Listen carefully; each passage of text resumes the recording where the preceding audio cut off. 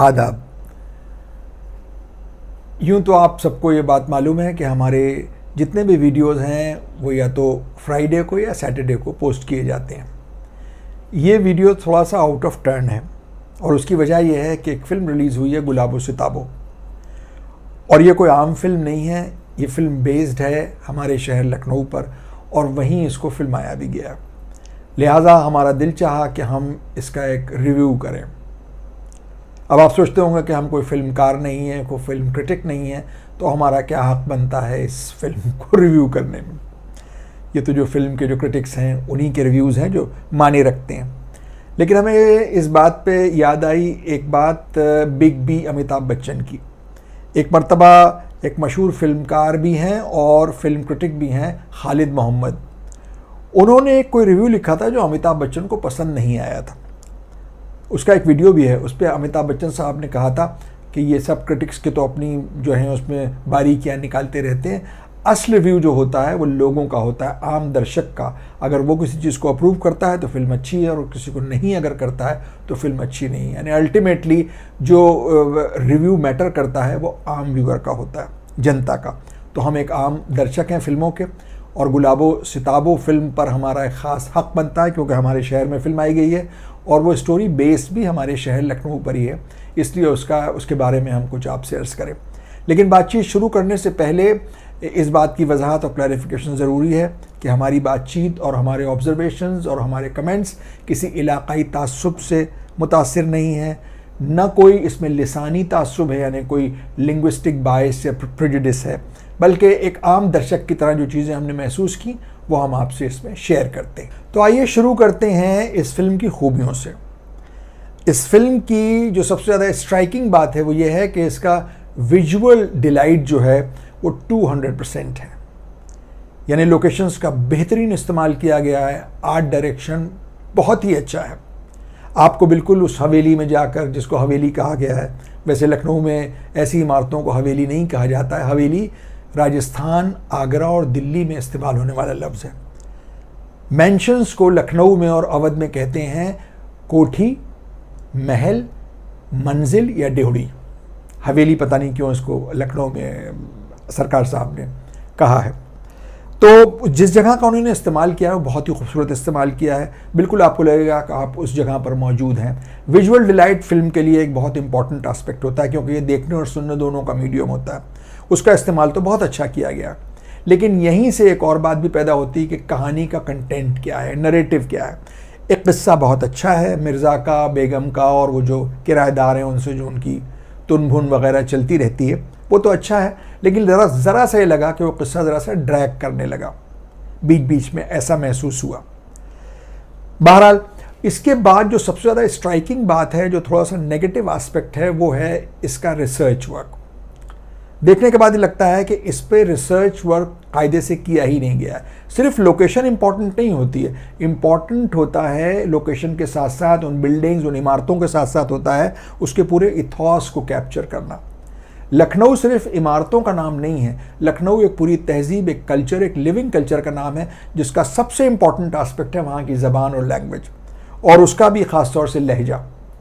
आयुष्मान खुराना जो ज़बान बोल रहे थे, एक तो वो लखनऊ की ज़बान है ही नहीं, तू तकार इस तरह से, और वो भी 80 साल के किसी शख्स से इस तरह बात करना तुम करके, वो तो वहाँ की ज़बान है नहीं।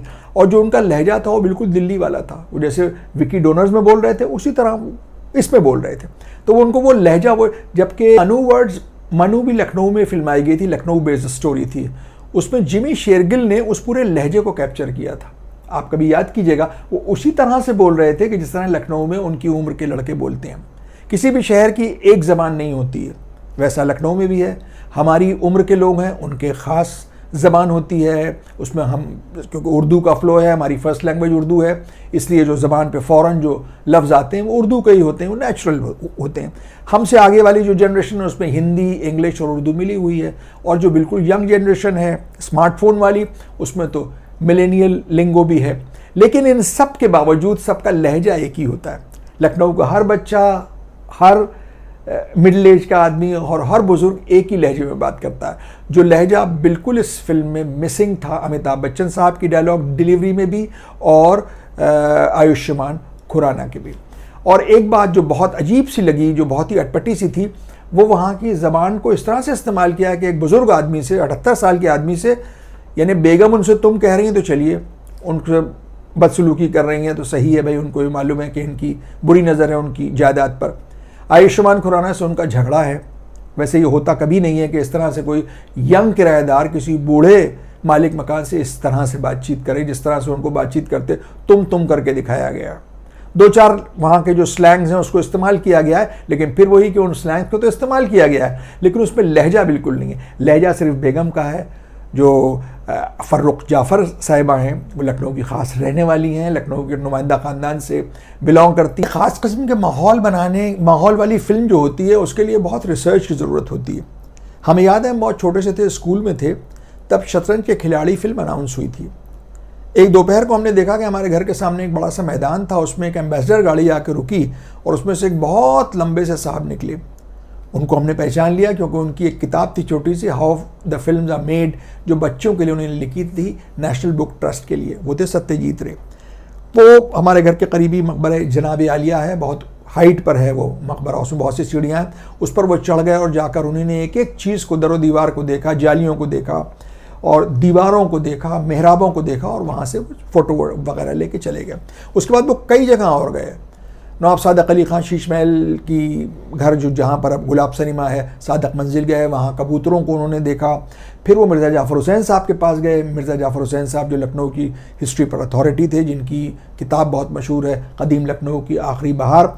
फिर मुहज़्ज़बुल लुग़ात, जिनकी डिक्शनरी थी उर्दू में, जो पिक्टोरल डिक्शनरी थी जिस पर उनको पद्मश्री भी मिला था, उनसे मुलाकात की उन्होंने। मुहज़्ज़ब लखनवी साहब से, अमृतलाल नागर से मिले और ऐसे बहुत से लोगों से मिले, जिससे उन्हें लखनऊ का एक पूरा फील जो था वो डेवलप किया। जबकि उनको बात करनी थी 100 साल पुराने ज़माने की, लेकिन दिखाना था आज के ऑडियंस को, लेकिन फिर भी उसको किस तरह से उन्होंने माहौल को कैप्चर करके और शतरंज के खिलाड़ी में उसको पोर्ट्रे किया। इस फिल्म में हमें इस रिसर्च की बहुत कमी लगी।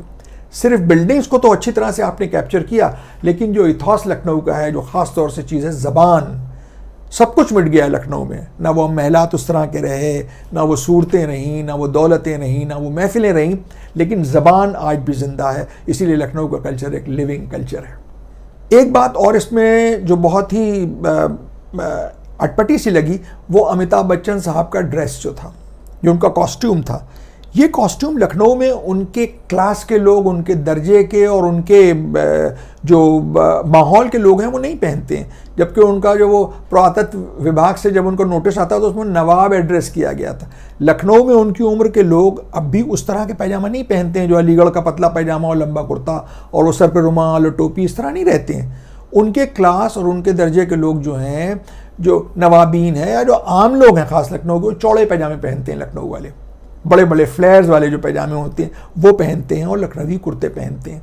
ये एक अजीब सी चीज़ लगी, पता नहीं है कहाँ से उन्होंने ये इस बात को डिसाइड किया कि उनको एक इस तरह का कॉस्ट्यूम में दिखाया जाए। एक बात और बड़ी अजीब सी थी, पता नहीं हमने सही नोटिस की कि नहीं है, तो जो फिल्म के क्रिटिक्स हैं वो करेंगे। अक्सर सीन्स में अमिताभ बच्चन साहब की नाक का साइज़ बदल जाता था, कभी वो मोटी हो जाती थी, कभी पतली हो जाती थी। आप अगर गौर से देखें तो अक्सर सीन में ये हुआ है इस फिल्म में। दूसरी चीज़ एक और हुई है, अमिताभ बच्चन साहब जो मिर्ज़ा थे, वो ख़ास लखनऊ के रहने वाले थे, उनका शीन व काफ दुरुस्त नहीं था। जब वो वकील साहब से बात कर रहे थे तो उन्होंने 2 बार कहा जिंदा है, जिंदा नहीं कहा, 2 मरतबा उन्होंने ज़ोर से कहा है जिंदा है, जिंदा है। तो लिहाजा लखनऊ का तो कोई शख्स इस तरह मुर्गी मुर्गा करके तो बात नहीं करता, मुर्गा और मुर्गी कहता है, जिंदा को जिंदा कहता है, जिंदा नहीं कहता है। हमारा ख्याल ये है कि जो स्क्रिप्ट राइटर थे, जो स्टोरी राइटर थे, उनको लोकल लोगों से इसमें सलाह मशवरा करना चाहिए था, डायलॉग्स के मुताल्लिक़, ज़बान के मुताल्लिक़, तो ये पिक्चर ज़्यादा ऑथेंटिक लगती और ये बहुत इस पिक्चर में 4 चांद लग जाते।